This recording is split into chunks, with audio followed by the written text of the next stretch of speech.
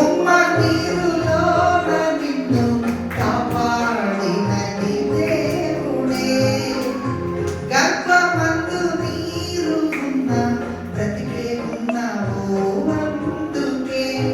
నీటిలో మునిగితే నీవు చనిపోతావు. ఉమ్మ నీరులో 9 నెలలు బ్రతికున్నావు.